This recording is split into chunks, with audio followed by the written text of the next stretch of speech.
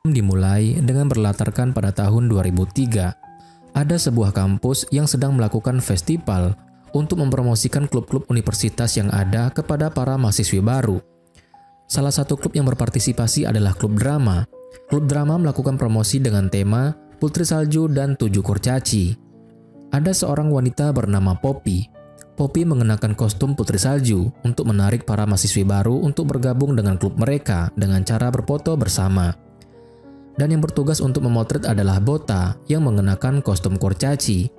Di saat sudah selesai memfoto para mahasiswa baru, Bota melihat ke sekelilingnya dan matanya tertarik pada seorang pria tampan bernama Non yang sedang melihat-lihat di stan klub lain. Saat Non menoleh ke arahnya, Bota langsung memalingkan tubuh dengan malu, takut ketahuan sudah diam-diam memotretnya. Ternyata bukan hanya Bota saja yang tertarik pada Non, tapi juga Poppy, yaitu sahabatnya. Kemudian, Bota dan Poppy pergi ke kafe di sekitar kampus. Mereka berdua memesan minuman yang sama, yaitu kopi susu panas tanpa busa. Pemilik kafe yang bernama Tom langsung berkomentar bahwa minuman yang mereka pesan adalah minuman favorit Non. "Siapa Non?" tanya Poppy. "Mahasiswa arsitektur itu." Mendengar hal itu, Poppy merasa sangat senang karena selera minumannya sama seperti Non. Bota menimpali kalau dia juga sama. Mereka tertawa menggoda satu sama lain. Kemudian Poppy dengan serius bercerita mengenai perasaannya pada Non. Jadi, tempo hari dia sempat berjalan melewati Non dan itu membuatnya sangat gugup hingga tak berani menatap Non. Namun, dia bisa merasa kalau Non sempat meliriknya. Itu membuatnya yakin kalau Non punya perasaan yang sama kepadanya. Bota dengan belak-belakan langsung bilang kalau Poppy hanya berhayal. Kan Poppy sendiri yang bilang tidak berani menatap Non, jadi tahu dari mana kalau Non melirik padanya. Dan akhirnya mereka jadi saling tertawa. Suatu hari, di saat hujan turun dengan deras, Bota berada di rumah sendirian bersama kucing kecilnya. Ibunya sedang melakukan perjalanan dinas ke Seoul dan ayahnya tampaknya sudah tidak ada lagi. Ibunya menelpon Bota dan memintanya untuk mencari sebuah amplop coklat di lemari yang ada di kamarnya, yang isinya adalah surat tanah. Kalau sudah ketemu, tolong antarkan ke rumah Bibi. Dengan mudah, Bota menemukan amplop tersebut. Dia memberitahu ibunya akan mengantarkan amplop itu saat pergi ke kampus sekalian lewat. Setelah telepon selesai, mata Bota tertarik pada sebuah kotak kayu yang ada di dalam lemari. Dia pun iseng. Bota melihat isi dalam kotak itu. Ada sebuah buku diari, kertas yang dilipat menjadi bentuk perahu, bros bermotif bunga, sebuah tab, dan beberapa pucuk surat. Bota mengambil salah satu surat dan melihat isinya. Surat itu ditujukan untuk Dalah Pipatkul, yaitu nama ibu Bota. Dan pengirimnya adalah Tanil Chai Samut. Saat surat dibuka, bisa tercium aroma harum. Romantis sekali, komentar Bota saat mencium aroma surat itu dan membaca isinya. Semua orang punya kisah cinta sendiri yang ditaruh di dalam kotak kenangan, disimpan di sudut lemari menunggu agar menguap di udara. Bota sudah membawa kotak kayu itu ke kamarnya dan menikmati waktu membaca isi surat itu. Dia merasa surat cinta itu sangat manis dan lembut, dan ini pasti adalah cinta pertama ibunya. Selesai membaca surat, Bota melanjutkan dengan membaca buku diari yang tersimpan di dalam kotak. Ketika dibuka, selembar foto lama terjatuh ke lantai. Foto seorang pria mengenakan seragam SMA yang membaca buku dan duduk bersandar di jendela. Kemudian kita pun dibawa flashback, tepatnya ke tahun 1967. Pria ini bernama Kajon. Dia duduk bersandar di jendela sambil membaca buku. Dan seorang pria bernama Tanil tiba-tiba muncul dan memotretnya. Kemudian Tanil mendekati Kajon. Dia memperkenalkan dirinya. Tanil dari kelas C. Kajon menanggapi datar dan lanjut membaca. Tanil merebut buku yang dibaca Kajon dan melihat isinya.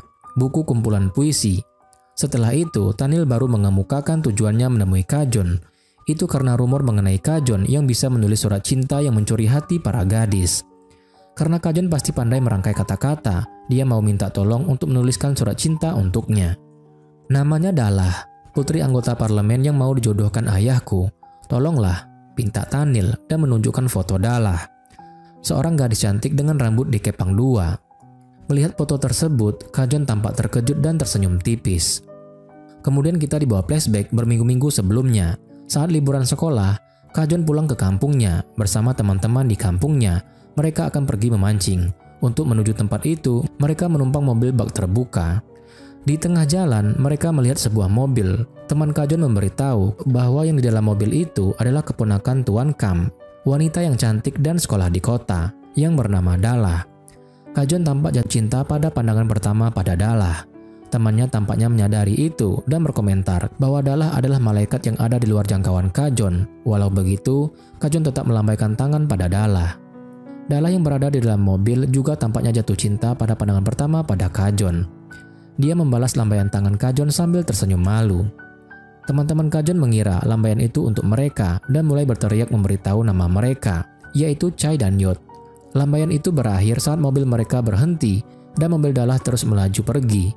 Tapi tatapan Kajon tidak bisa lepas dari Dalla. Kajon dan teman-temannya memancing di sebuah empang, dan saat Dalla bersama pembantunya muncul, semuanya langsung lari ketakutan. Kajon juga mau kabur, tapi dia terpeleset dan jatuh di depan Dalla. Pembantu Dalla yang bernama Noi memberitahu Dalla bahwa Kajon dan teman-temannya selalu diam-diam mencuri ikan di empang mereka.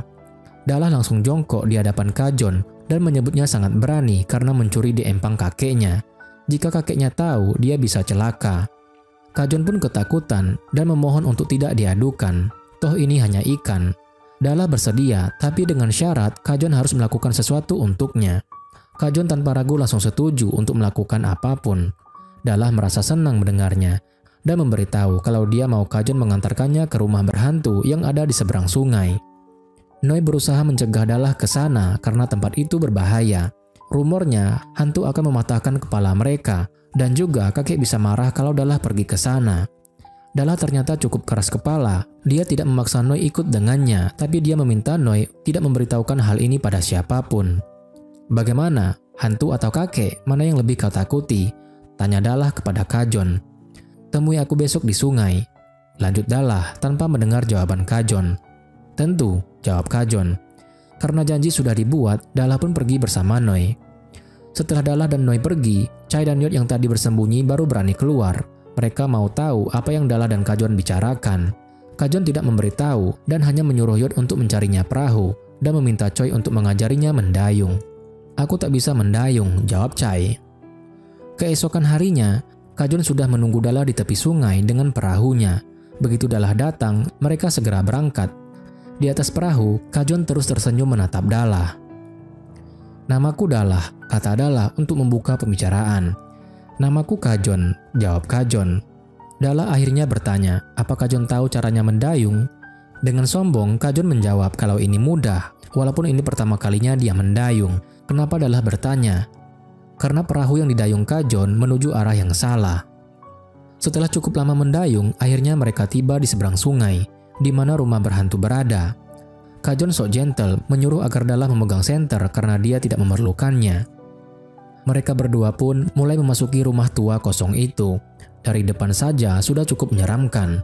Di dalam juga sangat gelap dan sumber cahaya hanya dari jendela yang sudah rusak. Karena suasana yang cukup tegang, Kajon langsung ketakutan saat Dalla memegang senter dengan cahaya mengarah ke wajahnya. Kajon meminta Dalla untuk tidak melakukan itu karena menyeramkan.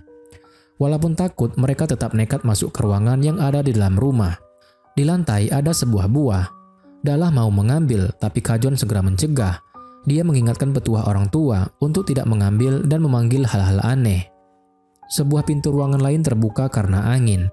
Suasana jadi semakin menyeramkan, apalagi saat mereka memalingkan wajah sebentar, buah yang ada di lantai tadi sudah menghilang.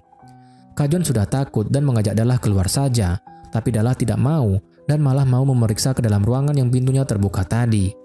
Mereka berlari masuk dan langsung berteriak heboh saat melihat kucing hitam. Kajon sudah mau pergi, tapi Dalla malah tetap mau memeriksa sebuah ruangan lagi.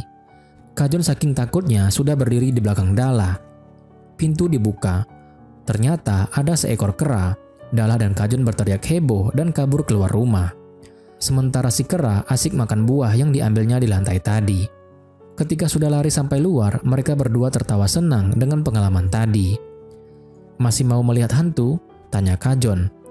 Dalla pun menggeleng dan mereka lanjut tertawa. Karena langit sudah mendung, Kajon mengajak Dalla bergegas kembali ke sungai. Tapi hujan turun terlalu deras sebelum mereka sempat sampai ke sungai. Dan ketika sudah tiba, perahu sudah terbawa ke tengah sungai. Kajon menyuruh Dalla untuk tidak khawatir dan pergi mencari tempat berteduh. Nanti kalau sudah reda, mereka bisa mencari cara kembali. Dahlah pun setuju, tapi karena hujan dan tidak berhati-hati, Dahlah malah terpeleset jatuh dan kakinya terkilir. Kajon segera menawarkan diri untuk menggendong Dahlah di punggungnya. Selama Kajon menggendongnya, Dahlah menggunakan selembar kain sebagai payung untuk mereka. Mereka akhirnya berteduh di saung yang ada di tengah hutan. Keduanya tampak malu dan saling melirik sambil tersenyum. Hantunya ternyata tidak ada, ujar Dahlah membuka pembicaraan. Bukankah itu hal yang bagus? Kenapa kau mau melihat hantu? Aku penasaran. Aku mau tahu apa yang terjadi saat orang meninggal, jawab Dahlah tampak sedih. Kemudian Dahlah mengalihkan topik dengan menanyakan sekolah Kajon. Kajon memberitahu kalau dia tinggal di desa tapi sekolah di kota. Dahlah dengan senang memberitahu kalau dia juga sekolah di kota dan hanya pulang untuk menemui kakek saat libur sekolah. Perut Dahlah dan Kajon kemudian berbunyi. Keduanya sama-sama lapar dan tertawa senang. Setelah hujan reda, Kajon segera pergi mencari makanan. Dia memanjat sebuah pohon nangka dan memetik buahnya.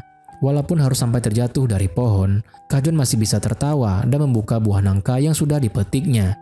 Mereka berdua pun tertawa senang. Perjalanan dilanjutkan. Di tengah jalan, Kajon menurunkan Dahlah dan memintanya menunggu. Itu karena Kajon melihat bunga ungu yang bermekaran di sebuah pohon. Dia memetik bunga itu dan memberikannya pada Dahlah. Dahlah menerimanya dengan senang. Waktu sudah semakin larut. Mereka berhenti di sebuah jembatan kayu kecil. Di sana ada banyak kunang-kunang yang berterbangan. Kajon menangkap seekor kunang-kunang dengan tangannya dan memberikannya pada Dahlah. Indah sekali, komentar Dahlah dengan senyum tidak terlepas dari wajahnya. Malam itu sangat indah dan juga romantis. Di saat kunang-kunang berterbangan dengan indah, mata Kajon terus menatap Dahlah.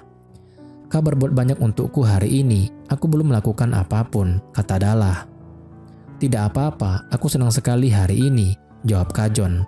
Dahlah pun tersenyum manis mendengar jawaban itu. Dia terpikir sesuatu. Dahlah melepas kalung yang dipakainya dan memakaikannya pada Kajon. Terima kasih Kajon, ujar Dahlah. Kajon lanjut menggendong Dahlah. Mereka akhirnya tiba di seberang sungai dan sudah banyak orang mencari Dahlah. Begitu melihat Dahlah bersama Kajon, kakek Dahlah langsung marah.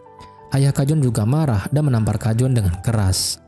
Kakek juga menarik Dahlah untuk pulang bersamanya. Dan begitulah akhir pertemuan mereka dengan kalung Dahlah yang ada pada Kajon. Kembali ke sekarang, Bota membaca kisah itu, memasang raut wajah sedih. Kisah cinta pertama ibunya cukup berat. Di kampus, dosen sedang mengajarkan mengenai teori probabilitas, yaitu peristiwa yang paling tak mungkin sebenarnya bisa terjadi. Di saat dosen sedang sibuk menjelaskan, Poppy diam-diam menyelinap masuk untuk menemui Bota. Bota saja kaget karena Poppy masuk ke kelas, padahal ini bukan mata pelajaran yang Poppy ambil.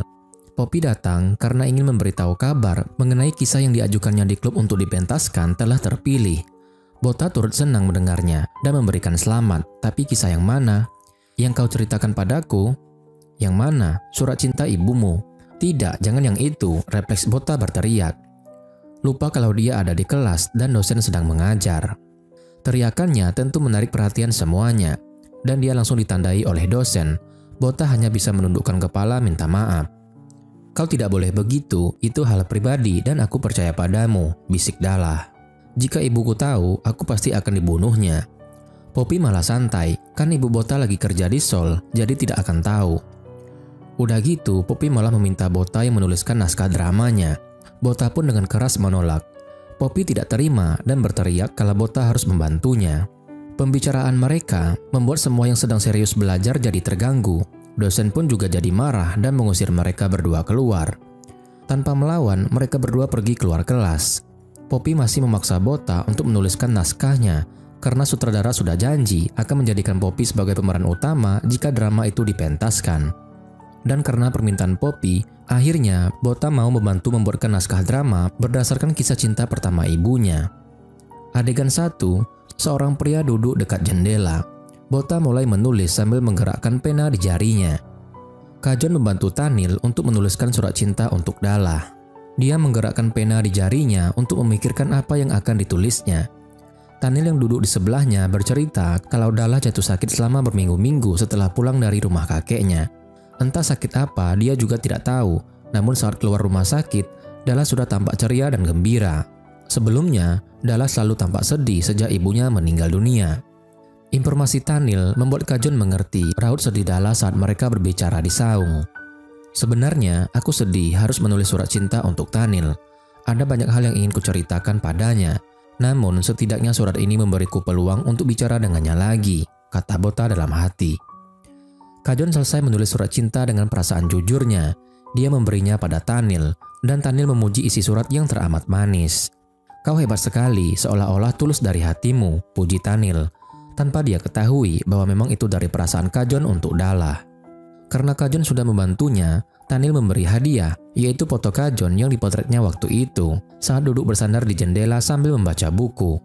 Kajon lagi belajar di kelas, Tanil yang dari kelas lain malah menerobos masuk sambil berteriak memanggil nama Kajon, tidak peduli bahwa kelas sedang berlangsung. Kajon sudah memberi tanda agar Tanil diam, tapi Tanil terus bicara bahwa Dallas membalas suratnya. Dan saat ditatap oleh guru, Tanil malah tetap pamer kalau suratnya telah dibalas. Pada akhirnya, mereka berdua dihukum untuk ngepel lorong kelas. Sambil ngepel, Tanil memberitahu kalau Dala mengajaknya menonton pertunjukan sekolahnya. Dia dikirimi 2 tiket dan ingin Kajon ikut. Kajon tentu saja mau ikut. Mereka pergi ke sekolah Dala dan melihat pertunjukan piano Dala. Kajon duduk di kursi belakang sambil membawa sebuket bunga, sementara Tanil duduk di depan bersama ayahnya dan ayah Dala. Tanil juga membawa sebuket bunga. Selama pertunjukan, Kajon terus menatap Dala dengan tatapan penuh cinta dan senyuman. Begitu pertunjukan berakhir, semua penonton berdiri dan memberikan tepuk tangan. Setelah selesai, Tanil memberikan buket bunga yang dibawanya kepada Dala. Kajon yang juga membawa buket bunga tidak berani mendekat dan hanya melihat dari jauh. Dala ternyata melihatnya. Dia tersenyum pada Kajon. Sayangnya, Dala diajak ayahnya dan orang tua Tanil untuk makan bersama, maka Dala mengikuti mereka. Kajon hanya bisa melihat Dala pergi dengan sedih. Tanpa Kajon ketahui, Dala melirik ke arahnya. Begitu makan siang selesai, Dala segera berlari kembali ke aula sekolah, berharap Kajon masih ada di sana. Namun sayangnya, aula sudah kosong. Tapi ternyata, Kajon masih menunggunya di taman depan aula. Dala begitu bahagia melihat Kajon yang masih menunggunya. Kajon juga bahagia karena Dala kembali. Aku tak mengira akan melihatmu di sini, ujar Dala senang. Kajon memberikan buket bunganya pada Dala dan Dala menerimanya dengan senang. Sayangnya dia harus segera pergi karena tadi dia menyelinap keluar. Dala, bisa kita bertemu lagi? Kata Kajon. Dala pun tersenyum dan mengangguk. Kajon begitu girang dan berteriak keras sambil melompat. Ternyata cintanya masih belum berakhir. Adegan itulah yang sedang direka ulang oleh Poppy dan Non di atas panggung. Bota yang duduk di kursi penonton tersenyum melihat kisah ibunya dimainkan di atas panggung. Atau mungkin dia tersenyum karena Non. Saat istirahat, Poppy menghampiri Bota. Dia memberitahu perasaannya yang sangat senang karena Non mau menerima peran di drama ini. Padahal sebelumnya, Non selalu menolak semua peran yang ditawarkan padanya. Namun, Non menyukai naskah ini dan ingin mencobanya. Tapi Poppy merasa alasan sebenarnya Non menerima peran adalah karena tahu dia adalah pemeran utama wanitanya. Poppy, kau tidak memberitahu kalau aku penulis naskahnya kan? Tanya Bota. Tentu saja tidak, itu kan kisah hidup ibumu. Ini hanya teater kampus. Tapi kenapa kau berdandan? Baru kali ini aku melihatnya, kau cantik sekali. Bota malu mendengar pertanyaan Poppy dan mengalihkan topik. Kebetulan Non melewati mereka, jadi Poppy segera memperkenalkan Bota dan Non. Kebetulan juga sutradara memanggil Poppy ke panggung untuk memberikan pengarahan. Karena ditinggal berdua, Bota jadi merasa canggung, apalagi Non menanyakan padanya, apa kau tahu siapa penulis naskahnya? Tidak, bohong Bota. Non duduk di sebelahnya dan Bota segera menjauh sambil terus memalingkan wajah karena malu. Jika kau bertemu penulisnya, sampaikan padanya bahwa naskah ini hebat, kata Non. Baik, jawab Bota. Bota sungguh grogi ada di dekat Non, apalagi saat Non mengkhawatirkannya karena pipinya memerah. Apa dia demam? Bota segera menjauh dan berkata dia baik-baik saja. Saking groginya, tasnya sampai ketinggalan. Untung saja Non memberitahu. Begitu pulang sekolah, Kajon dan Tanil langsung heboh berlari ke toilet. Mereka bergegas berganti baju dan pergi ke pesta dansa sekolah Dala. Dala hadir dengan penampilan menawan. Mata Dala hanya terfokus pada Kajon dan begitu juga dengan Kajon. Tapi Tanil tidak menyadarinya. Dia malah memperkenalkan Kajon sebagai sahabatnya. Kajon dan Dala juga bersikap seolah baru pertama kali bertemu. Dala juga memperkenalkan sahabatnya yang bernama Tuptim. Sahabat Dala yaitu Tuptim juga tampak tertarik pada Kajon. Buktinya dia berbisik pada Dala, memuji Kajon yang sangat tampan. Saat acara dansa, Tanil berdansa dengan Dalla, sementara Kajon berdansa dengan Tuptim. Walau berdansa dengan pasangan berbeda, mata Kajon terus menatap ke Dalla. Mereka juga saling bicara tanpa suara kalau mereka saling merindukan. Saat akhirnya pasangan dansa berganti, mereka berdansa dengan bahagia. Dalla membahas kalau dia tidak menyangka Kajon bersahabat dengan Tanil. Mereka terus berdansa seolah hanya mereka yang ada di sana. Lagu dansa yang awalnya romantis, kemudian berganti musik menjadi ceria. Tanil dan Tuptim mulai menari dengan heboh. Tarian mereka diikuti oleh Kajon dan Dalla. Mereka benar-benar bahagia hari itu. Saat acara selesai, Tanil mengantar Dalla pulang. Kajon tampak kecewa karena yang ada di samping Dalla bukan dirinya. Tuptim tidak menyadari perasaan Kajon dan terus bicara mengenai perasaannya hari ini, seolah dia adalah putri dan Kajon adalah pangerannya. Tuptim juga memejamkan mata dan memonyongkan bibirnya, ingin Kajon menciumnya. Bukan dicium, yang ada Kajon malah kabur. Tanil mengantar Dalla sampai di depan rumah. Dia sangat senang hari ini dan mau. Belum selesai Tanil bicara, Dalla sudah bilang terima kasih. Sepertinya Dalla mengusirnya secara halus. Tanil tidak melanjutkan perkataannya dan akhirnya pamit pergi. Saat Tanil sudah pergi, Dalla mengeluarkan kunci tembok. Saat ingin membuka gembok pagar, lampu tiang di depan rumah mendadak mati. Dalla jadi takut, apalagi saat berbalik tidak ada siapapun. Dalla semakin mempercepat tangannya membuka gembok dan lampu semakin berkedip-kedip. Merasa ada yang aneh, Dalla berbalik dan ada satu buah yang menggelinding.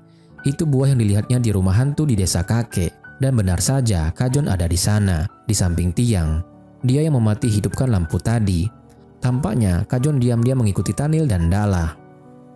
Dalla tidak bisa menyembunyikan kebahagiaan dan rasa cintanya. Dia segera berlari ke arah Kajon dan memeluknya dengan erat. Pelukan eratnya dibalas oleh Kajon juga. Scene beralih. Poppy terus membicarakan Non pada Bota. Dia memuji Non sebagai pria yang baik, populer dan ramah. Anehnya Non tidak pernah pacaran. Mungkin Non sedang menunggu jodohnya. Dan Poppy yakin kalau dirinya adalah jodoh Non. Itu pasti takdirku dan kau Dewi Asmaraku, ujar Poppy yakin. Ayo ganti topiknya, ujar Bota. Kita kemana besok? Besok pulang sekolah, Non mau mentraktirku. Dia mengajakmu untuk ikut. Aku kebetulan bilang ulang tahun kita sama. Dia juga mau mentraktirmu, kata Poppy. Dan entah kenapa Bota merasa tidak nyaman. Wajahnya terlihat sedih.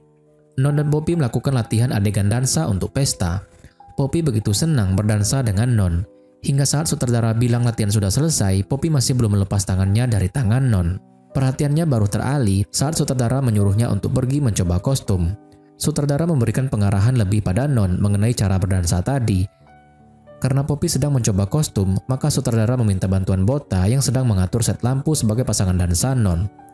Bota menolak karena dia tidak bisa menari. Hanya untuk penanda, ikuti arahan Non saja, kemarilah. Ayo, perintah sutradara. Non juga entah kenapa terus tersenyum pada Bota. Bota tidak bisa menolak lagi dan akhirnya naik ke panggung. Karena dia tidak bisa menari, dia hanya mengikuti arahan dan tuntunan dari Non. Bota menari dengan sangat kaku, sementara Non terus menatapnya. Karena tegang dan grogi, Bota memilih untuk menari dengan menutup mata. Saking terbawa suasana, Bota sampai tidak sadar kalau sudah menginjak kaki Non. Dan begitu sadar, Bota sangat malu. Karena terlalu malu, Bota langsung minta maaf dan mendorong Poppy yang baru kembali ke arah Non untuk latihan lagi. Scene beralih lagi. Saat upacara bendera, Tanil tiba-tiba saja pingsan. Kajon langsung panik dan menolongnya, membawanya ke UKS. Tapi ternyata Tanil hanya berpura-pura pingsan. Apa yang kau lakukan? Tanya Kajon, kesal karena tertipu. Tanil sengaja pura-pura pingsan agar bisa bolos sekolah. Dia membawa Kajon ke pinggir pantai dan curhat mengenai Dalla yang tidak membalas suratnya lagi. Dia biasanya tidak gelisah dan peduli seperti ini, tapi kali ini berbeda. Dia ingin membuat Kajon merasa istimewa dan karena itu dia ingin Kajon membantunya memilihkan hadiah untuk Dalla. Pilih sendiri saja, tolak Kajon. Kau tak butuh aku. Aku butuh karena kau sahabatku, kau yang paling tahu perasaanku. Iya kan? Kata Tanil. Kajon tidak tega menolak karena Tanil menatapnya penuh kepercayaan. Mereka akhirnya pergi ke toko pernak-pernik. Tanil mulai memilih berbagai barang dan menanyakan pendapat Kajon. Tapi barang yang dipilihnya aneh. Dia memilih topi lebar berwarna biru, boneka berkepang dua, dan bahkan pisau dan kalung manik. Semua itu tentu tidak cocok untuk Dalla. Kajon sendiri terus menatap pada bros bermotif bunga. Dia ingin membeli itu untuk Dalla, Tapi Tanil mengira Kajon memilihkannya untuknya. Jadi dia segera mengambil bros itu dari tangan Kajon dan membayarnya.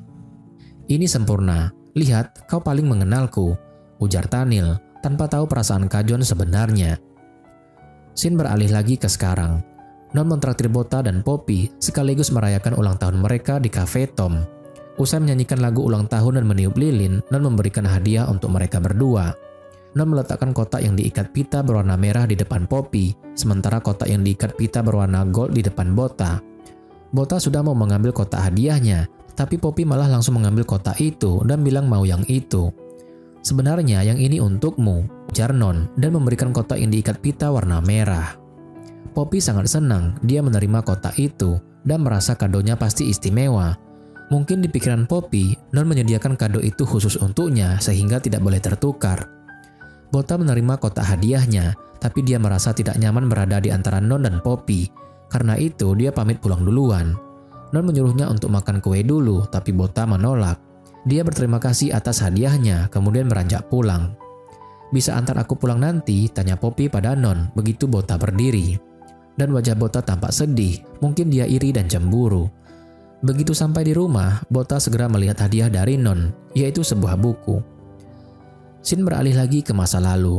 Hari itu hujan. Tanil datang dan memberikan hadiah bros tersebut kepada Dalla. Begitu melihat hadiahnya, Dalla segera mengembalikan dan menolak untuk menerimanya. "Tapi itu bukan perintah ayahku. Aku yang ingin memberikannya sendiri. Aku sungguh menyukaimu," jujur Tanil. Dalla pun terkejut, apalagi Tanil tiba-tiba maju dan mengecup keningnya, kemudian dia pergi tanpa membawa kembali hadiahnya. Dalla tampak sedih dan menatap bros hadiah Tanil. Saat Dalla bertemu dengan Kajon di tepi pantai, Dalla langsung membahas bros itu. Dia tahu bahwa Kajonlah yang membantu Tanil memilih bros itu. Melihat Kajon yang terdiam membuat Dalla yakin kalau tebakannya benar, dan itu membuat Dalla sakit hati. Apa Kajon tidak peduli dengan perasaannya dan Tanil? "Maafkan aku mau belikan itu untukmu, namun aku tak mampu." Tanil melihatku memegangnya, dia mengambil dan membayarnya, jujur Kajon, kecewa pada dirinya sendiri. Tanil itu bodoh. "Tidak, dia pria yang baik." "Dia bodoh karena dia terlalu baik," lanjut Kajon. "Dia cocok untukmu." Keduanya sadar bahwa hubungan mereka sulit, apalagi dengan perbedaan status mereka. Dalla kaya, sementara Kajon tidak. Dalla menangis dan memaringkan kepalanya di pundak Kajon. "Sebaiknya kita jangan bertemu lagi. Cinta kita akan melukai semua orang. Aku tak akan menemuimu dan Tanil lagi," kata Dalla. Usai mengatakan keputusannya, Dalla segera pergi meninggalkan Kajon. Kajon masih belum bisa melepaskan Dalla. Saat malam, dia pergi ke depan rumah Dalla dan memati hidupkan lampu, sebagai tanda bahwa dia ada di sana. Dalla tahu hal itu, dia ada di kamarnya, menangis dan menahan diri untuk tidak keluar. Di depannya ada buku yang berisi bunga yang sudah mengering. Itu adalah bunga yang diberikan Kajon saat mereka di desa. Kembali ke sekarang, Bota membuka hadiah Non. Di halaman pertama buku ada tulisan tangan Non yang mengatakan, "Saat matahari bersinar di pagi hari, aku memikirkanmu. Saat bulan berkilau di malam hari, aku memikirkanmu." Kembali ke masa lalu lagi. Pagi telah tiba. Saat Dalla keluar rumah, di depan sela pagar rumah ada perahu kertas yang diselipkan. Itu dari Kajon. Dalla membuka perahu tersebut dan ada tulisan yang mengatakan, "Saat matahari bersinar di pagi hari, aku memikirkanmu. Saat bulan berkilau di malam hari, aku memikirkanmu." Bota sekarang melihat isi perahu kertas yang ada di dalam kotak kayu ibunya. Dia memasang ekspresi bingung kenapa Non bisa menulis kalimat yang sama di buku itu. Hujan begitu derasnya, dan saat Dalla tiba di sekolah, Kajon ada di sana menunggunya dalam keadaan basah kuyup. Dalla mengeraskan hatinya dan terus berjalan mengabaikan Kajon. Kajon mengejarnya dan memohon agar Dalla mendengarkannya. Dia ingin mereka kembali seperti dulu lagi. "Mustahil bagi kita untuk bersama." "Tidak, pasti ada cara," yakin Kajon. Dalla tidak mengatakan apapun, dia hanya memberikan payungnya pada Kajon dan pergi meninggalkannya. Dalla tetap mengeraskan hatinya, mengeraskan tekadnya. Kajon tidak menyerah, dia masih menanti Dalla di depan rumah walau hujan masih belum berhenti juga. Payung pemberian Dalla ada di tangannya, tapi tidak digunakannya sama sekali. Dalla yang ada di dalam rumah mulai goyah. Akhirnya dia keluar menemui Kajon. "Kenapa kau seperti ini? Nanti kau bisa demam." "Aku melakukan ini karena aku mencintaimu," jawab Kajon. Dalla tidak bisa lagi mengeraskan hati, dia mulai goyah. Dalam hujan yang turun begitu derasnya, Dalla memeluk Kajon. Kajon segera membuka payung dari Dalla, melindungi mereka dari hujan. Dalla pun tertawa karena hal tersebut, padahal mereka sudah basah kuyup, tapi Kajon malah membuka payung. Kembali ke masa sekarang, Bota mau pergi ke perpustakaan kampus ketika hujan tiba-tiba saja turun. Mau tidak mau, Bota berteduh di bawah pohon besar. Bukan hanya Bota yang kehujanan, tapi juga Non. Karena Non berada di dekatnya, Bota merasa grogi dan memutuskan untuk pergi menerobos hujan. Tapi Non menghentikannya. Dia menanyakan tujuan Bota. Saat tahu Bota mau pergi ke perpustakaan, Non berkomentar kalau itu tidak jauh. Dan jika mereka mengitari gedung, mereka tidak akan basah kuyup. Bota terdiam, tidak tahu harus bereaksi bagaimana. Non juga melepaskan jaketnya dan mengatakan akan menemani Bota ke sana. Tanpa persetujuan Bota, Non memayungkan Bota dengan jaket bajunya. "Aku punya payung ajaib," ujarnya. "Siap? 1, 2, 3." Dan mereka pun mulai berlari di tengah hujan dengan jaket Non sebagai payungnya. Mereka sangat romantis, sama romantisnya ketika Kajon dan Dalla di hutan desa. Non dan Bota terus berlari bersama di tengah hujan. Mereka akan berhenti di sebuah gedung untuk istirahat sejenak dan kemudian lanjut lari lagi, hingga akhirnya tiba di depan perpustakaan. "Terima kasih banyak," kata Bota. "Tak masalah," balas Non sambil memberikan tas Bota yang dipegangnya sedari tadi. Bota kemudian pamit masuk ke dalam perpus. Non mengiyakan dan kembali berlari di tengah hujan. Bota sempat memandangi Non, tapi Non ternyata juga melihat ke arahnya. Karena malu, refleks Bota bersembunyi. Scene beralih lagi. Tanil curhat kepada Kajon. Dia sudah jatuh cinta pada Dalla dan karena itu, dia memutuskan untuk jujur bahwa bukan dia yang menulis surat-surat itu. Tanil juga memberitahu kalau Dalla sekarang dirawat di rumah sakit karena terserang flu lagi. Dia bingung juga kenapa Dalla suka main hujan. Kajon jadi khawatir mendengar hal itu. Sementara Tanil tidak menyadari bahwa alasan Dalla sakit adalah karena hujan-hujanan bersama Kajon. Dalla sedang tidur di ranjang rumah sakit. Kajon ada di sebelahnya menjenguk. Begitu bangun, Dalla terkejut karena Kajon ada di sampingnya. Dalla juga langsung menutup bagian bawah wajahnya dengan selimut karena malu. Dia belum cuci muka dan matanya lengket. Dia sedang terlihat jelek. "Kau cantik seperti biasanya, tidak ada yang buruk," ujar Kajon. Ucapannya itu membuat Dalla mau menurunkan selimutnya. Dia kemudian bertanya, bagaimana Kajon bisa tahu dia ada di sini? Apa Tanil yang memberitahu? Kajon mengangguk. Wajah keduanya menjadi sedih karena merasa bersalah pada Tanil. "Maafkan aku selalu berbuat hal bodoh. Selain mencintaimu, aku tak pandai dalam hal apapun," ujar Kajon. Ucapannya itu membuat Dalla tersenyum manis. "Tidak, kau pandai banyak hal, terutama menulis surat cinta." Kemudian Dalla memberitahu kalau Tanil tadi siang menjenguknya dan memberitahu semuanya mengenai surat-surat cinta yang selama ini diterimanya. Awalnya dia tercengang, namun juga senang karena tahu bahwa kata-kata itu berasal dari Kajon. "Aku sudah memutuskan, aku akan beritahu Tanil semuanya, agar adil bagi kita semua," kata Kajon. Raut wajah Dalla berubah jadi khawatir. Kajon mencium lembut keningnya dan menyuruhnya untuk tidak khawatir. Setelah mengelus lembut kepala Dalla, Kajon pun pergi. Begitu pulang sekolah keesokan harinya, Kajon langsung membawa Tanil ke tepi pantai, tempat di mana mereka biasa bermain. Dia menyuruh Tanil untuk mengepalkan tangannya dan memukulinya dengan keras. Tanil tentu bingung dengan sikap aneh Kajon. "Karena aku teman yang buruk. Aku bertemu dia dan menyukainya sebelum kau minta menulis surat untuknya. Namun aku tak berani memberitahumu," kata Kajon. Tanil menatap kalung yang Kajon kenakan. Ternyata dia tahu kalung itu adalah kalung milik mendiang ibu Dalla. Dia sudah menduga Kajon dan Dalla saling menyukai.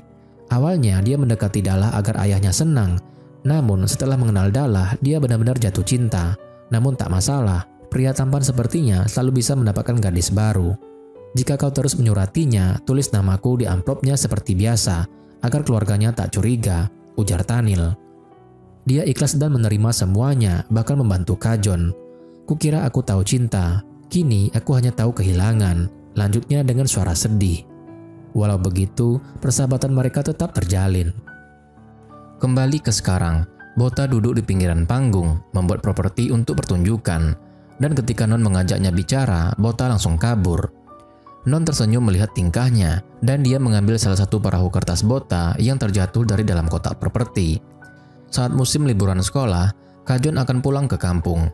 Walau begitu, dia dan Dahlah masih terus berhubungan dengan surat. Mereka terus surat menyurat setiap harinya, menyuarakan kerinduan mereka satu sama lain.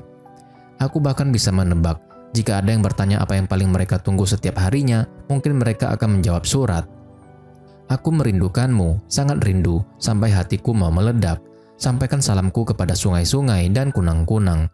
Katakan aku sangat merindukan mereka, aku baik-baik saja di sini. Setelah membaca surat Dahlah, Kajun akan membalasnya secepat mungkin. Aku iri kepada mentari karena bisa membangunkanmu di pagi hari. Aku iri kepada air yang bisa mengecupmu setiap hari. Tiap menatap keluar jendela dan melihat ranting yang menari di embus angin, ingatlah bahwa orang yang kau cintai juga mencintaimu. Dahlah membalas surat Kajun kembali. Setiap kali menulis suratnya, Dahlah akan menyemprotkan kertas suratnya dengan parfumnya sebelum mengirimnya. Kini sekolah sedang libur. Pasangan berkencan, berjalan bergandengan tangan. Namun aku hanya bisa menyuratimu. Aku sungguh merindukanmu. Tunggu aku, akan kuminta ayah mengizinkanku menjenguk kakek. Aku tak sabar ingin melihat wajahmu. Setiap kali menerima surat dari Dahlah, Kajun selalu mencium aroma surat itu. Dan surat terakhir dari Dahlah membuat Kajun tidak sabar untuk bertemu dengan Dahlah. Di suatu malam, Kajun merekam permainan gitarnya dalam kaset dan mengirimkannya pada Dahlah bersama sepucuk surat. Di malam panjang dan sepi, pejamkan matamu dan tempelkan telingamu di bantal. Kau akan mendengar lagu kita dalam mimpimu, melantunkan, "Aku mencintaimu." Dahlah begitu bahagia menerima rekaman dan surat dari Kajun. Dia terus mendengarkannya dalam tawa bahagia. Kembali ke masa sekarang, Bota ada di kafe Tom, menikmati secangkir kopi sambil menatap guyuran air hujan dari jendela. Tom tiba-tiba memanggilnya dan memberikan payung Non. Dia meminta tolong Bota untuk mengembalikannya pada Non. Bota tentu heran kenapa dia. "Ingat hari itu saat hujan deras?" tanya Tom. Kembali ke flashback. Hari itu saat hujan turun dengan deras, Tom sebenarnya berada di kafe. Dia sedang menikmati minumannya ketika melihat Bota berlari di tengah hujan dan berteduh di bawah pohon besar di seberang kafe. Saat itu sebenarnya Tom membawa payung kuningnya dan entah kenapa dia tersenyum senang. Dia dengan sengaja meninggalkan payungnya di kafe Tom setelah bertanya, apakah Tom membawa payung? Dan Tom menjawab tidak. Kembali ke sekarang, Bota terkejut mendengar cerita itu. Dia mulai teringat saat Tom dengan sengaja menemuinya dan berhujan-hujanan dengannya di bawah jaketnya. "Itu memang payung ajaib," ujar Bota bahagia. Dia tersenyum begitu cerah dan berkata pada Tom kalau dia akan mengembalikan payung itu. Bota berlari keluar dengan payung Tom di tangannya. Walaupun hujan sedang turun dengan deras, dia tidak menggunakan payung itu, hanya memegangnya dan berlari bahagia. Senyumnya tampak sangat senang. Dia berlari sambil teringat kenangannya ketika berlari bersama Non di bawah hujan. Langkahnya terhenti ketika Poppy berjalan dalam guyuran hujan di hadapannya. Poppy pun menangis. Melihat Bota, dia memberitahu kalau dia baru menyatakan perasaannya pada Non, dan ternyata Non menolaknya. Dia pasti punya wanita lain, duga Poppy, dan menangis sesenggukan di bahu Bota. "Selama ini kukira dia menyukaiku, kenapa seperti ini?" Tangisan Poppy membuat Bota ikut menangis. Dia takut menghadapi perasaannya pada Non. Dan benar saja, begitu pulang ke rumah, Bota membuang buku hadiah Non. Tidak hanya itu, dia menelepon sutradara klub drama dan mengundurkan diri dari tim pentas dengan alasan nilai pelajarannya menurun dan dia ingin fokus belajar. Ketika berbaring, Bota merasa tidak tenang. Dia memungut kembali buku hadiah Non yang sudah dibuangnya. Dia membaca isi halaman pertama buku itu dan ada foto Non juga di sana, yaitu foto yang diambilnya pertama kali. Bota memutuskan tidak jadi membuang buku itu dan menyimpannya. Ayah Tanil menemukan surat Dahlah untuk Tanil, tapi tidak pernah sampai ke Tanil, melainkan ke alamat lain. Dia segera menginterogasi Tanil. Tanil tidak bisa berbohong lagi dan akhirnya jujur bahwa Dahlah dan Kajun saling mencintai. Dan tiba-tiba, ayah menamparnya. Tamparan ayah mendarat dengan keras di pipi Tanil. "Sudah kucoba, dia tak pernah menyukaiku," lanjut Tanil. "Karena kau tak berguna, kau takkan pernah berhasil melakukan permintaanku. Dia putri anggota parlemen. Kau sadar bahwa kau sudah membahayakan bisnis keluarga kita?" marah ayahnya. Ayah bangkit berdiri sambil melepas tali pinggangnya. Tanil ketakutan dan memohon pada ayahnya untuk tidak memukulnya. Namun, permohonan dan tangisan Tanil tidak mempan pada ayahnya. Ayah mencambuk Tanil dengan tali pinggangnya. Ibu berusaha melindungi Tanil, tapi ayah tidak melunakkan hatinya. Dia mencambuk istri dan anaknya. Kau adalah aib bagi keluarga, seharusnya aku tak punya anak sepertimu, teriak ayahnya. Ayah Tanil pergi ke rumah Dalla. Dia menunjukkan surat Dalla dengan Kajon. Tahu mengenai apa yang Dalla lakukan membuat ayahnya sangat marah. Kemudian tibalah hari festival Songkran. Kajon sudah menunggu sedari pagi di stasiun kereta api. Dia menanti kedatangan Dalla yang akan datang ketika festival Songkran. Saat melihat kereta api tujuan dari kota tiba, senyum Kajon merekah. Dia melihat dengan seksama semua orang yang turun dari kereta. Tapi Dalla tidak ada. Dalla tidak datang. Kemudian keesokan harinya saat dia masuk sekolah, saat upacara bendera, Tanil mendadak jatuh. Kajon ingin menolongnya, tapi orang di depan Tanil sudah terlebih dahulu menolong dan akan membawanya ke UKS. Agar Kajon tidak khawatir, Tanil sengaja mengedipkan sebelah mata sebagai tanda kalau dia hanya berpura-pura. Kajon tersenyum tipis, mengira Tanil hanya berbohong seperti biasanya. Tanil berada sendirian di ruang UKS. Guru yang bertugas menjaga keluar. Entah apa yang Tanil pikirkan, karena tatapan matanya tidak seperti biasanya. Begitu upacara selesai, Kajon segera ke UKS untuk menjenguk Tanil. Tapi yang ditemukannya ternyata tubuh Tanil yang tergantung di jendela dengan dasi, mengikat lehernya. Ternyata Tanil gantung diri. Kajon berteriak histeris dan berteriak minta pertolongan. Dia berusaha untuk menurunkan tubuh Tanil. Teriakannya terdengar oleh orang yang ada di luar dan semua segera menolong untuk menurunkan Tanil. Di atas kasur ada sebuah surat dengan amplop bertuliskan, "Kepada semua yang kusayangi, Tanil." Tanil berhasil diselamatkan, tapi masih dalam keadaan tidak sadarkan diri. Dalla yang mendengar kabar Tanil datang untuk menjenguknya. Saat Dalla tiba, Kajon ada di sana. Tatapan keduanya penuh kesedihan. Kajon meminta Dalla untuk di sisi ranjang, agar ketika Tanil membuka matanya, orang yang pertama yang dilihatnya adalah Dalla. Jika begitu, Tanil pasti akan senang sekali. Dalla mengerti, karena itu dengan menangis dia duduk di samping ranjang Tanil. Sementara Kajon yang juga menangis berdiri di belakangnya menatap mereka. Hatinya terasa sakit, yang satu adalah sahabatnya dan satu lagi adalah orang yang sangat dia cintai. Dalla duduk di samping ranjang Tanil dan mulai mengajaknya bicara, walaupun Tanil tidak sadarkan diri. Dia membahas semua kenangannya dengan Tanil. Tanil seorang mendengar suaranya, mulai menggerakkan jari jemarinya. Melihat itu, Dalla bahagia dan segera berbalik untuk memberitahukan hal itu pada Kajon. Tapi Kajon sudah tidak ada. Hanya ada kalung pemberian Dalla yang tergantung di kenop pintu yang terbuka. Kajon sudah pergi meninggalkan Dalla dan Tanil. Dia memutuskan menghilang dari kehidupan mereka. Dalla berlari keluar mencari Kajon. Dia berteriak memanggil nama Kajon, berharap Kajon mendengar teriakannya. Tapi Kajon tidak ada. Dia pun menghilang. Kembali ke sekarang. Rasa sedih yang dituliskan dalam diari tersebut juga bisa dirasakan oleh Bota yang membacanya di perpustakaan. Saat mau pulang, Bota melihat poster pentas drama yang sudah dibuat. Judulnya adalah Cinta Pertama. Scene beralih ke tahun 1973. Dalla sudah menjadi mahasiswi, dan tahun itu para mahasiswa banyak yang turun ke jalan menjalankan aksi demonstrasi. Mereka menyerukan untuk bersatu melawan bangsa penjajah yang memakai pengaruh untuk menguasai negara kita. Mereka juga menyebarkan selebaran. Dalla tidak ikut dalam aksi tersebut, namun dia berada di dekat lokasi demonstrasi. Entah siapa ada yang melempar kaleng yang berisi bom asap untuk membubarkan aksi demonstrasi. Semuanya berlarian panik. Dalla ikutan lari, namun terjatuh. Seorang mahasiswa yang ikut dalam demonstrasi segera membantunya dan membawanya ke tempat yang agak jauh. Dia juga memberikan sebotol air yang dapat Dalla gunakan untuk mencuci mata yang pedih terkena bom asap. Dan ternyata orang itu adalah Tanil. Dan itu adalah pertemuan pertama mereka setelah sekian tahun. Mereka memutuskan untuk berbincang. Dalla memuji Tanil yang tampak berbeda daripada dulu. Sekarang Tanil kelihatan dewasa dan serius. Setelah kejadian itu, kuputuskan untuk dewasa dan mengubah diri. Kau bagaimana? Sedang apa kau di sini? Tanya Tanil. Aku baru selesai kuliah, sedang cari pekerjaan. Hari ini aku ikut tes di Kementerian Luar Negeri. Mungkin tak akan lolos, cerita Dalla pesimis. Tanil meyakinkannya kalau dia pasti lolos. Tanil saja menyesal dengan perbuatannya dulu. Andai saja dulu dia tidak bodoh, dia pasti sudah meraih gelar alih-alih putus sekolah. Mereka pun tertawa. Dalla tiba-tiba memasang wajah serius. Apa sudah ada kabar dari Kajon? Tanya Dalla. Tanil pun terdiam mendapat pertanyaan tersebut. Di sebuah kampung, orang-orang berkumpul di pinggir jalan sambil melambaikan bendera nasional Thailand. Mereka mengantarkan kepergian sanak saudara atau malah anak mereka yang menjadi tentara dan akan berperang. Dalla datang ke kampung itu, dia berlari memeriksa setiap mobil tentara yang akan berangkat. Dan akhirnya dia menemukannya, Kajon yang telah menjadi tentara. Kajon berbalik saat mendengar namanya dipanggil. Dia melihat Dalla dan Tanil yang berdiri di belakang Dalla.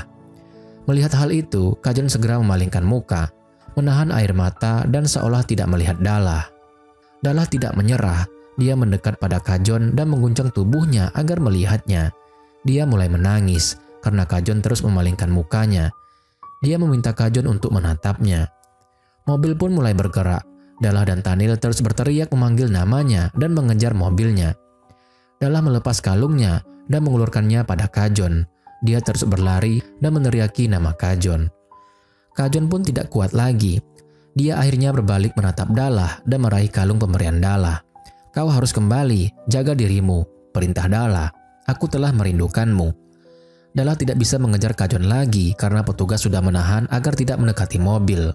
Dengan menangis, Kajon memakai kalung pemberian Dalla. Itu adalah kalung yang dulu dikembalikannya pada Dalla. Kemudian di arena perang, suasana begitu mencekam, banyak korban berjatuhan, suara pistol dan ledakan granat terdengar di mana-mana. Salah satu rekan Kajon terkena tembakan. Kajon berusaha menolongnya, tapi rekan yang lain menarik Kajon untuk segera pergi. Sudah percuma untuk menolong karena rekannya itu sudah meninggal. Rekannya itu dalam keadaan sekarat, sempat menarik kerah baju Kajon agar menolongnya. Kajon sudah berlari mundur bersama rekan lainnya yang selamat. Namun, dia kemudian tersadar bahwa kalungnya tidak ada. Dia pun nekat. Kajon berlari kembali ke tempat rekannya yang sekarat yang memegang kerah bajunya tadi. Seorang diri, Kajon berusaha menerobos musuh. Dia berhasil kembali, dan benar kalungnya ada di tangan rekannya itu yang sudah meninggal. Kalung sudah ditemukan. Kini Kajon harus berusaha kembali ke camp. Kajon hampir berhasil kembali ketika tiba-tiba saja sebuah granat meledak di dekatnya mengenai Kajon. Begitu banyak granat yang meledak. Kajon terjatuh ke tanah, tubuhnya penuh luka. Yang terlihat di depannya adalah langit yang begitu cerah, dan di saat seperti itu, yang teringat oleh Kajon adalah Dalla. Dalam keadaan sekarat, Kajon memegang erat kalungnya. Kajon pun selamat. Dia mengenakan kemejanya, menata rambutnya, memakai jam tangannya, dan terakhir memakai kalung pemberian Dalla yang disimpannya di dalam kotak kayu kecil. Kajon menuju sebuah restoran, tempat janjinya dengan Dalla. Dalla sudah ada di sana, menanti Kajon dengan semangat. Saat Kajon tiba, Dalla memanggilnya. "Sudah lama, kau masih tetap cantik," puji Kajon, berjalan ke arah suara Dalla. Dalla pun tersipu malu. "Tidak juga, aku mulai tua, kau juga masih tampan."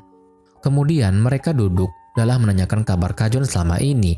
Kajon minta maaf karena dia sangat sibuk, tapi dia baik-baik saja. "Ada yang ingin kukatakan, aku sudah menikah," kata Kajon. Senyum Dalla memudar. Namun, dia tetap memberikan selamat sambil memaksakan diri tersenyum. Kemudian, Kajon membahas mengenai Dalla yang belum menikah, padahal pasti punya banyak penggemar. Dalla berkata kalau dia penggila kerja dan belum berpikir untuk menikah. "Banyak yang ingin kukatakan padamu, namun setelah melihatmu aku lupa semuanya," kata Kajon. Kemudian, dia mengalihkan pandangan ke arah meja hias di belakang Dalla. "Lihat piano kecil itu. Jadi teringat masa lalu saat aku mendengarmu bermain begitu indah." Dalla menoleh ke belakang, mengikuti arah tatapan Kajon. Tidak ada piano kecil di sana. Hiasan piano itu dibawa oleh anak kecil pengunjung restoran untuk dimainkan di mejanya. Tapi Kajon terus bicara seolah piano itu ada di sana. Akhirnya, Dalla mulai tersadar sesuatu. Dia menggerakkan tangannya di depan mata Kajon. Tapi Kajon tetap menatap lurus, tidak menyadari apa yang dilakukannya. Air mata Dalla pun mulai terjatuh. "Bagaimana penampilanku sekarang? Kau tampak ceria dan bahagia, namun aku ingin melihatmu lebih bahagia lagi," ujar Kajon dengan tulus. Tangisan Dalla mulai menderas. "Kajon, aku menangis. Kau tak melihat air mataku," ujar Dalla dan memegang tangan Kajon. "Kau pikir berapa lama kau bisa menutupinya dariku?" Kajon terkejut menyadari kalau tipunya gagal. Dia menarik tangannya dari Dalla dan berbalik untuk kabur. Tapi karena dia tidak bisa melihat, Kajon pun terjatuh. Ternyata Kajon sudah buta karena ledakan di medan perang waktu itu. "Aku hampir berhasil menipumu," sesal Kajon. "Tidak, namun kau sangat meyakinkan, aku hampir percaya," tangis Dalla. Kajon pun menangis. Dia mengeluarkan kalung Dalah dari sakunya. Tujuannya menemui Dalah adalah untuk mengembalikan kalung itu. Dalah pun mengambil kalung itu dari tangan Kajon dan memakaikannya ke leher Kajon. Simpanlah, itu sudah jadi milikmu sejak pertama kali kita bertemu. Scene beralih ke masa sekarang. Adegan terakhir itulah yang menjadi penutup pentas drama cinta pertama. Para penonton bertepuk tangan meriah untuk kisah yang begitu bagus tersebut. Bota ada di bangku penonton dan membawa payung kuning Non. Aneh, betapa kisahku dan kisah ibunya sangat serupa. Kami memilih yang kami rasa terbaik bagi pria yang kami cintai, dengan kepedihan sebagai gantinya. Suratnya mengajariku arti cinta yang lebih mendalam. Namun aku tak mau cintaku berakhir sama seperti cintanya. Kini aku tahu apa yang akan terjadi, tapi kuputuskan untuk menyelamatkan cinta ini dengan caraku. Dua kisah cinta yang begitu serupa antara dua sahabat yang mencintai orang yang sama. Akankah kisah cinta ini kembali mengalami akhir yang sama? Semoga aku membuat pilihan yang benar, kata Bota dalam hati. Bota berjalan maju ke depan panggung. Dia berdiri di hadapan Poppy dan Non. Non heran melihat Bota yang membawa payung padahal hari tidak hujan. Ada yang ingin kukatakan, aku menyukai Non, kata Bota. Usai mengatakan itu, Bota berbalik hendak pergi, tapi Non menghentikannya. Non belum mengatakan apapun, tapi Poppy sudah menangis dan marah pada keduanya, merasa mereka mengkhianatinya. Non mengejar Poppy untuk menjelaskan, tapi ketika berbalik, Bota sudah tidak ada. Hanya ada payungnya yang Bota tinggalkan di atas panggung. Bota masuk ke kamar ibunya. Terlihat foto pernikahan ibunya. Ternyata Dalah tidak menikah dengan Kajon. Bota masuk ke sana untuk mencari radio ibunya dan memutar rekaman yang ada di dalam kotak itu. Isinya adalah permainan gitar dan nyanyian Kajon. Kajon sebenarnya tidak bisa main gitar, namun dia berusaha keras untuk mempelajarinya agar bisa merekam lagu untuk Dalah. Dan kita melihat semua kenangan manis antara Kajon dan Dalah. Mereka pergi bersama berdoa di kuil, dan Kajon selalu melihat penampilan piano Dalah. Kemudian keesokan harinya, Non datang ke rumah Bota dengan mengenakan payung kuningnya. Bota tentu heran dengan kedatangannya. Apa itu? Tanya Bota, melihat Non menyembunyikan sesuatu di balik punggungnya. Bota berusaha melihat apa yang Non sembunyikan, tapi itu membuat mereka tidak sengaja berciuman. Keduanya menjadi canggung, namun Bota berhasil mengambil apa yang Non sembunyikan, yaitu sebuah perahu kertas. Dan ketika perahu kertas itu dibuka, ada tulisan yang berbunyi, "Aku ingin menjadi cinta dalam hidupmu." Kita pun dibawa flashback. Ternyata sedari awal, Non sudah tertarik pada Bota. Dia terus mencari cara untuk bisa dekat dan bicara dengan Bota. Dia selalu diam-diam memandanginya. Dan begitulah cinta mereka bersatu. Non memeluk Bota dengan erat dan Bota membalas pelukannya. Bota pergi ke kafe Tom. Dia menyapa Tom yang sedang membereskan meja dengan riang. Dan ternyata itu adalah Poppy. Tom sudah pulang dari tadi dan minta tolong Poppy menggantikan menjaga tokonya. Poppy tampak masih marah, tapi sebenarnya tidak. Kenapa selera kita selalu sama? Komentar Poppy melihat gantungan tas Bota yang sama dengannya. Kaulah yang meniru seleraku, balas Bota tersenyum. Poppy sudah kembali seperti biasa dan mulai menggoda mengenai apa saja yang sudah Bota dan Non lakukan. Sebenarnya, Poppy juga sudah mengikuti audisi untuk teater profesional dan terpilih menjadi peran pendukung. Bota memberikan selamat untuknya. Aku beruntung ikut drama yang kau tulis, mereka melihat potensiku. Itu bukan drama, semuanya kisah ibuku, ujar Bota. Kau tahu, kukira surat ibumu adalah takdir untuk menyatukanku dan Non dengan kau sebagai Dewi Asmaraku. Ternyata aku malah si antagonis yang menghalangi pasangan utamanya, kata Poppy. Jangan sok dramatis, tawa Bota. Mereka pun saling tertawa bahagia. Scene pun beralih. Non membawa Bota untuk kencan di pinggiran pantai. Mereka duduk menikmati semilir angin laut. Setelah hari itu, apa mereka pernah bertemu lagi? Tanya Non mengenai kisah ibu Bota. Tidak, ibuku tak pernah bertemu Kajon lagi. Lalu setelah Kajon meninggal, scene pun beralih ke masa lalu. Dalah yang sudah menikah dan mempunyai anak yaitu Bota pergi ke pemakaman Kajon. Kajon dimakamkan di desa. Yod dan Chai teman baik Kajon yang mengurus pemakaman Kajon. Yod berterima kasih karena Dalah sudah mau datang. Dalah, terima kasih sudah datang. Kau masih ingat aku teman Kajon. Aku juga adik iparnya. Perkenalkan diriku Yod. Kau termasuk anak yang masuk ke perkebunan kakek, ingat Dalah. Benar, sebelum meninggal, Kajon memintaku memberikan ini padamu, ujar Yod sembari memberikan kotak kayu. Isi dari kotak kayu itu adalah foto Dalah semasa muda, surat-surat mereka, buku diarinya, dan lain-lain. Dia mau kau menyimpannya. Setelah kau menikah, dia menikahi adikku, ujar Yod.